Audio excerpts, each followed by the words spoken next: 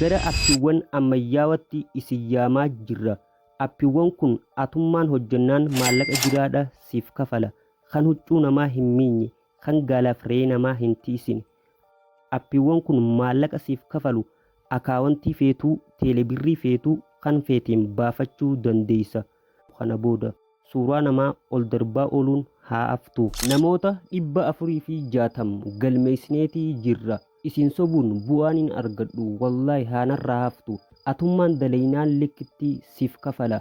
Appicha buufachuudhaaf koomantii jala seeniiti. Liinkiin isiniif kaa'u tana gadhuquudhaan seentanii appii buufadhaa banadhaa. Eegasii laayivii namaa seenaa kursiin garaagarummaa qabdi 6 hanga 27 keessaa takka filadhaa sa'a takkaaf dirqama irra turuu qabdan kursii irra achumaan geema taphachaa dalagachuudhaan kursii irra turuu dandeessan. Ina sa'a takka erga xumurtee booda kootu bakka taaskii ta'e gadhuqi 80 pu'eentii siif kannu kilim godhii furadhu 6 furadhu guyyaa guyyatti sa'a san yoo irra turte siif kanna.